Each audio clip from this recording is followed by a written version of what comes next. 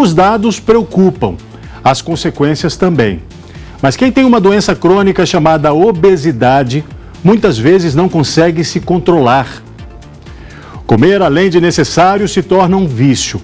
A obesidade já é considerada pelos especialistas uma doença sem cura. É possível apenas controlar os efeitos que o excesso de peso causa. Comer é bom e quem não gosta, né?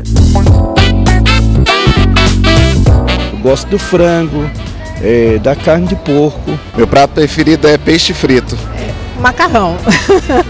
O aumento das medidas do brasileiro está relacionado com as mudanças das últimas décadas, quando o país deixou de ser rural e se tornou urbano.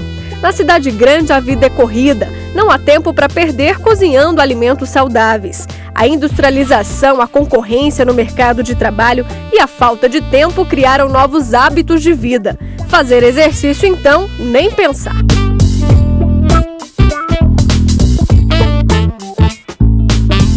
Eu não tenho tempo, é muita correria. Eu não tenho disposição, acabo comendo o que tenho, que está pronto. As refeições são feitas de forma muito rápida e a maioria dos alimentos é industrializado, com alto teor de sódio e açúcar. Você chega em casa muito tarde, muitas vezes não tem possibilidade de passar em algum lugar para comprar e o custo também, você acaba optando pelas comidas congeladas. A nossa rotina muito corrida, ela fica mais prática, até mesmo usando o micro-ondas, né? Então a gente tem uma facilidade maior de se alimentar.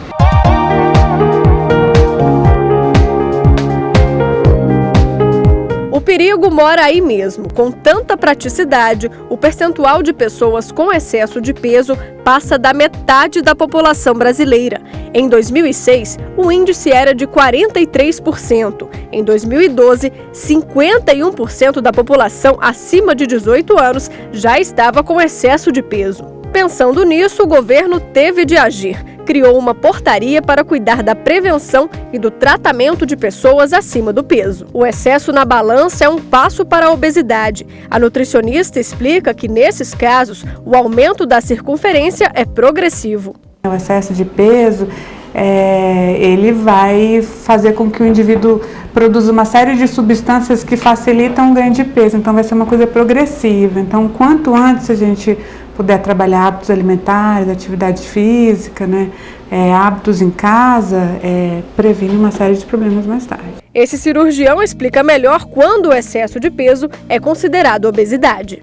A definição de obesidade mesmo é quando esse grau de acúmulo de energia sob a forma de gordura faz com que a pessoa tenha mais do que 30 quilos por metro quadrado de superfície corporal. Quer dizer, ela tem um índice de massa corporal acima de 30 quilos por metro quadrado. Se ela estiver acima de 25 quilos por metro quadrado, ela tem um sobrepeso. Se estiver acima de 40 quilos por metro quadrado, ela tem uma obesidade mórbida. Você pode fazer essa conta em casa mesmo. O índice de massa corporal é calculado pelo seu peso dividido pela altura ao quadrado. Se o resultado for superior a 30 kg por metro quadrado, a pessoa é considerada obesa. Contra a obesidade existem vários tratamentos. O mais convencional, que muitas vezes é feito até sem orientação médica, é a dieta. Mas são poucas as pessoas que resistem aos alimentos gordurosos e conseguem manter o peso. Um paciente que tem obesidade, que faz um tratamento clínico, a chance dele perder peso e manter por um ano é de 5%. Por 2 anos, cai para 1%. Por 5 anos, é 0,1%.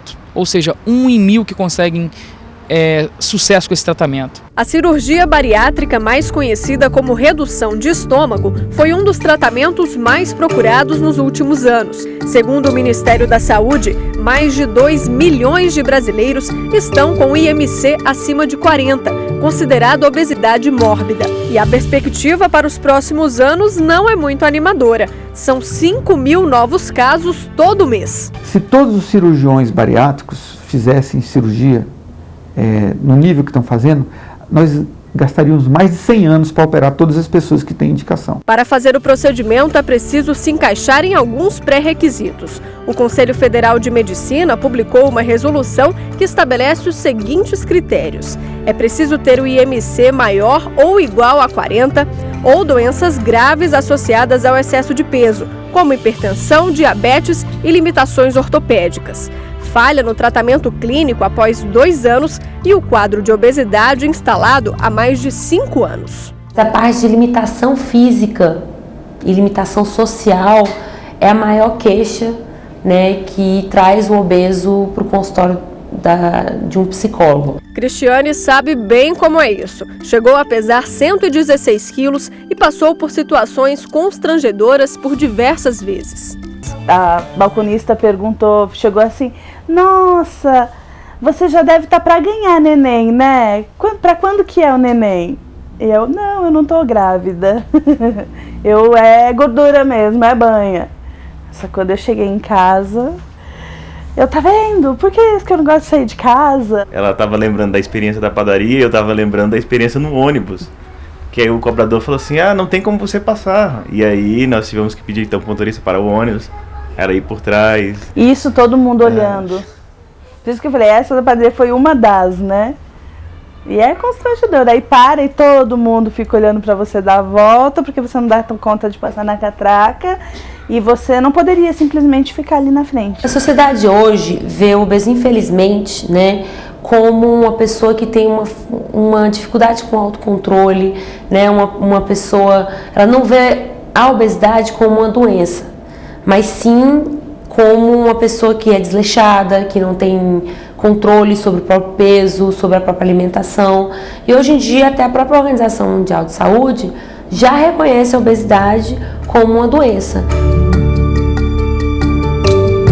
O que fazer quando a obesidade só encontra tratamento com uma intervenção cirúrgica? Os mitos, os riscos e os benefícios da cirurgia bariátrica, mais conhecida como redução de estômago.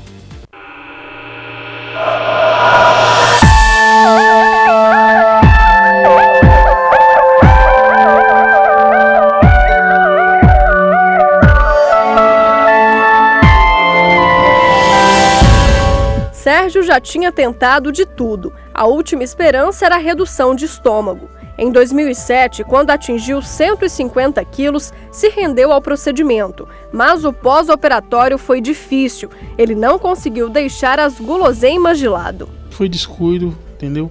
Falta de atenção na alimentação. Tem que ter tempo para poder comer sossegado. Tempo para fazer as refeições direito. Tempo para comer as refeições que são necessárias.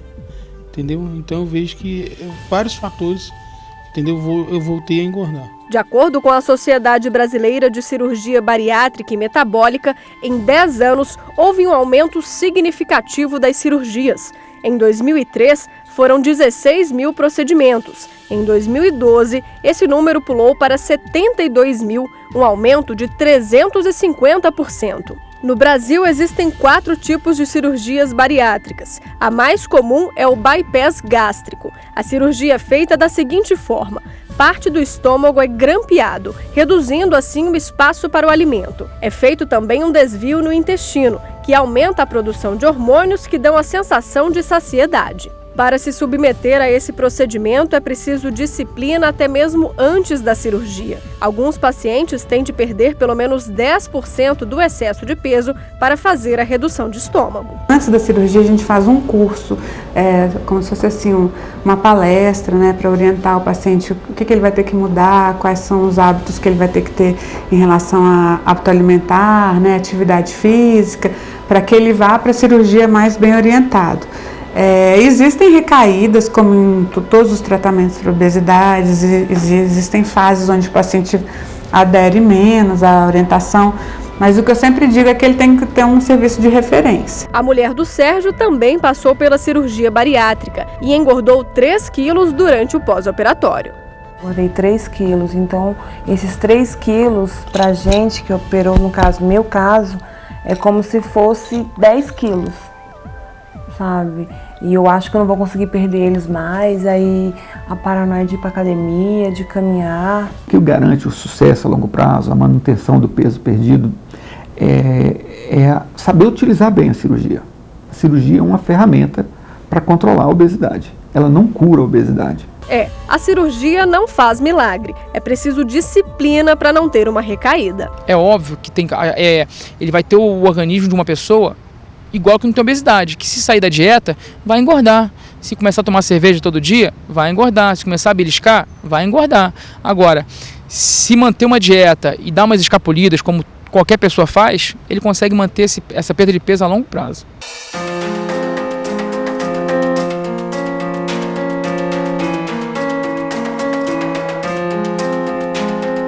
Dados da Sociedade Brasileira de Cirurgia Bariátrica mostram que em cada 100 pacientes operados no mundo, 13 sofrem algum tipo de complicação. Toda cirurgia tem risco, né?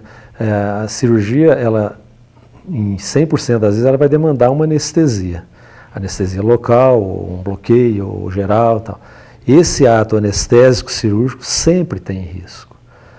Claro que o risco das cirurgias maiores, das grandes cirurgias, é sempre maior do que uma cirurgia pequena, mas tem. O paciente pode ter uma reação adversa ali, um choque anafilático pelo anestésico local. É comum? Não, mas acontece. Então, risco existe sempre. Pequeno, mas existe. Por isso, os acidentes ainda acontecem. Recentemente, em Pernambuco, uma empresária, mãe de 2 crianças, morreu após complicações no pós-operatório. Fernanda Nóbrega tinha 26 anos e não era obesa mórbida, mas insistiu em realizar a operação. Engordou 10 quilos para preencher os pré-requisitos da cirurgia. A família acredita que ela tenha sido vítima de erro médico. A cirurgia bariátrica não é um tratamento estético. Não pode ser buscado como uma solução rápida para emagrecimento, porque é uma cirurgia séria, potencialmente contaminada, né? E se houver uma contaminação, uma fístula, o processo infeccioso ele se desenvolve em uma semana. A cirurgia bariátrica é para tratar os casos de obesidade clinicamente muito grave. São aquelas pessoas que têm um índice de massa corporal acima de 35 quilos por metro quadrado, que já tem alguma doença associada, que ameace a vida, que esteja sendo agravada pela obesidade. A busca para estar dentro dos padrões de beleza das passarelas deixou marcas irreparáveis em Nádila. Ela não optou pela redução de estômago, preferiu emagrecer naturalmente e fazer uma lipoaspiração. Eu emagrecia, mas ficava com resíduo de gordura, né, por causa do abdômen estar flácido, por causa da estria. Me incomodava porque se eu vestisse uma blusinha curta e se eu suspendesse o braço já mostrava, porque eu sou morena, né, e as minhas estrias eram totalmente brancas. Então me incomodava por isso, aparecia muito. E assim como na área de estética eu sabia que poderia melhorar, que a medicina pode fazer maravilhas no corpo de uma pessoa quando o médico é responsável por isso. Então foi essa a conclusão que eu cheguei, para mim seria a solução, seria essa. Quando entrou no centro cirúrgico, a ideia era sair mais bonita, mas o resultado não foi o que ela imaginava. Antes eu tinha simplesmente uma estria, que todas as mulheres têm. Hoje eu sou rasgada do começo ao fim do meu abdômen. Tem que estar sabendo que ele vai correr algum risco e ele fazer o juízo se ele quer ou não correr esse risco. Principalmente, eu não sou cirurgião plástico, mas principalmente na cirurgia estética. Uma cicatriz maior significa mais trauma, significa mais dor no pós-operatório, tem uma série, mais riscos de fazer uma herniação, de fazer alguma coisa assim. Então, sempre você deve explicar para o paciente que ele vai ter uma incisão em tal lugar, de tal e tal tamanho, que tipo de cicatriz ele vai ter. Normalmente a gente não vai poder informar, porque a cicatriz depende da resposta do organismo. Tem paciente que vai ter uma cicatrização hipertrófica, independente de ter sido feito com cuidado, usando um fio fininho, os pontos adequados, ele vai ter uma cicatriz hipertrófica. E esse é o tipo de cicatrização dele.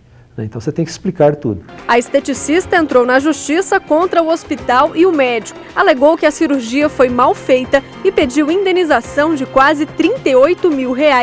Em primeira instância, o juiz aceitou o pedido, mas diminuiu o valor para R$10 mil. No caso dos médicos, a responsabilidade ela é como nós chamamos de subjetiva. O que isso significa? é que o juiz tem que perceber se houve a culpa do médico, ou seja, se houve o ato negligente, imprudente do médico naquela ação, naquele caso. O que é um ato imprudente ou negligente? É aquele ato em que o médico não cuida dos detalhes e de todos os detalhes no procedimento exigidos para o exercício daquela técnica. Então, tanto no atendimento clínico como no atendimento cirúrgico. Ou seja, o médico ele tem que ter o conhecimento técnico e tem que respeitar esse conhecimento para que então ele possa efetivamente não ser taxado de negligente, né?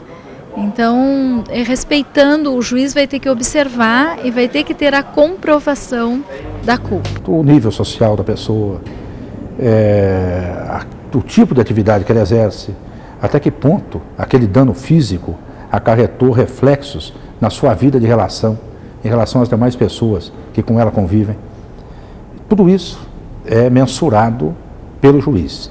Então, ele verifica esses aspectos, tanto em relação à vítima, como também em relação ao ofensor, para quantificar adequadamente. O dano físico é um pouco mais fácil de ser quantificado, porque existem umas tabelas atuariais que, dependendo do grau de incapacitação, há um percentual para pensionamento. Agora, a grande preocupação, e aquilo que realmente é difícil, é a quantificação do dano moral. Quanto vale um braço perdido? Quanto vale uma visão perdida? Quanto vale a vida de um ser querido perdido? Jogar futebol, pular corda, brincar na rua. Essas brincadeiras praticamente ficaram no passado. As crianças de hoje têm hábitos cada vez mais sedentários, associados a uma alimentação rápida e sem nutrientes, são fatores que resultam no desenvolvimento da obesidade. Difícil encontrar um adulto que não passe a maior parte do tempo em frente a um computador. Entre as crianças, a situação também é comum. A tecnologia virou um vício e a atividade física ficou de lado. Comer em casa aquela comidinha de mãe saudável também é quase impossível. Eles gostam mesmo de tudo que pesa na balança. Bolo de chocolate. Gosto de bolo de morango e de uva. Eu gosto de brigadeiro. Eu gosto de pizza de calabresa. O resultado de tanta comida gostosa é um número nada agradável. Segundo o IBGE, em 20 anos, a obesidade infantil mais do que quadruplicou entre as crianças de 5 a 9 anos de idade. Os meninos obesos lideram o ranking e representam mais de 16%, e as meninas, 11,8%. Já o sobrepeso atinge mais de 34% dos meninos dessa idade e 32% das meninas. Os supermercados vendem coisas muito mais calóricas, né? A densidade calórica aumentou muito, então é bem mais difícil controlar hoje em dia do que há tempos anteriores, né? Nas cidades como São Paulo, que a correria é maior ainda, nem se fala. Por lá, os números são ainda mais alarmantes. 1 em cada 4 crianças sofre com a obesidade infantil. Tudo isso acaba se refletindo na adolescência. As doenças associadas à obesidade, como pressão alta e diabetes, estão cada vez mais comuns nos jovens. No Brasil, já são 20% com o colesterol alto, ou seja, um nível elevado de gordura no sangue que pode futuramente resultar em um infarto. Hoje em dia, muitas doenças crônicas, como a obesidade, o diabetes, as doenças cardiovasculares, elas são resultantes de uma alimentação errada por muitos anos, por isso doenças crônicas, né? E a gente conseguindo tratar isso ou melhorar esse padrão alimentar na infância, muito provavelmente a criança leva essa boa alimentação para os outros anos de vida dela. Nós vamos conhecer agora a história da Daniela. Mãe de 2 filhos, ela teve que mudar de vida, trocar de emprego para cuidar do filho mais velho, o Alisson, de 13 anos, que já sofre com a obesidade. Daniela? Olá, tudo bem? Oi, tudo bem. Podemos entrar? Claro, fica à vontade. Senta. Todo mundo falava, não, deixa pra lá, que quando crescer, ele emagrece. Ele vai emagrecendo, quando ele for crescendo, conforme for crescendo, vai emagrecendo. E não foi nada disso? E não foi nada disso. Nada disso. Aí eu falei, não, agora foi onde chegou o meu ponto de falar, pronto, parei por aqui. Não tem como mais, o menino já tem 13 anos, ele precisa de mim literalmente. E aí você mudou de vida? Aí eu mudei de vida. Daniela não imaginava que o filho fosse se tornar refém da comida. Hoje, com mais de 100 quilos, ela entende que a obesidade é uma doença crônica e que para tirá-lo dessa situação, teria que abrir mão de muita coisa. Hoje eu trabalho 6 horas e acompanho ele na escola. Eu nunca tinha ido a uma reunião do meu filho, nunca, porque eu não tinha tempo, não tinha como ir. Vai ser melhor, né, que agora eu vou ficar perto dela e ela vai ficar perto de mim. Aí vai ser melhor pra me ajudar, né, também a ter uma alimentação melhor. Tem uva, você quer? Quero. Uma uvinha aqui, eu deixei pra você. Ele perdeu 2 quilos. E pra mim é uma felicidade do mundo, né? Se depender dele, o prato é recheado todos os dias com os alimentos que ele tem que evitar. Arroz, macarrão, carne, salgado, refrigerante, tudo. Tudo você gosta? Tudo, gosto de tudo. Alisson tenta esconder, mas no fundo o assunto mexe com ele. Incomoda pra mim quando eu vou comprar roupa, essas coisas. Como é que você faz com roupa sem encomenda? Eu vou numa colega minha, que ela busca roupa de fora, eu peço a numeração pra ela. Quanto que custa, por exemplo, uma bermuda pra ele? Uma bermuda pra ele, de tactel, pra passar o dia a dia, custa R$70, R$60. Ele chora. Toda vez que fala de obesidade, ele chora. Eu já até acostumei. Porque se eu for também deixar me levar pelo sentimento, vai ficar só nós dois chorando.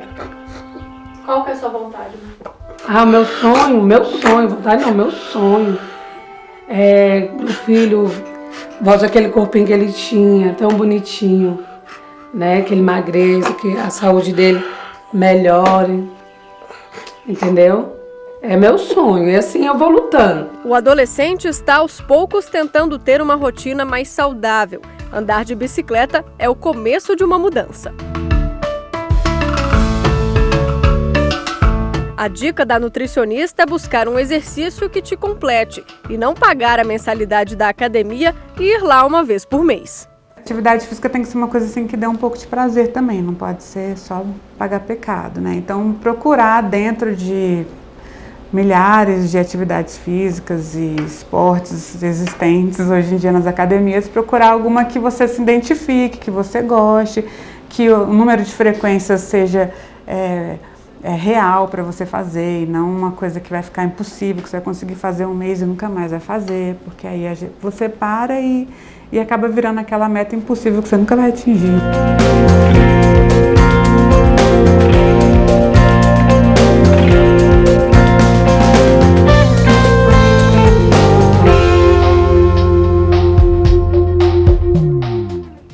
Acabou. Mas nós queremos ouvir a sua opinião e também as suas sugestões para o programa. Mande um e-mail para a gente, o endereço é repórter.justiça, sem cedilha, @stf.jus.br. Na próxima semana tem mais. Eu te espero. Tchau.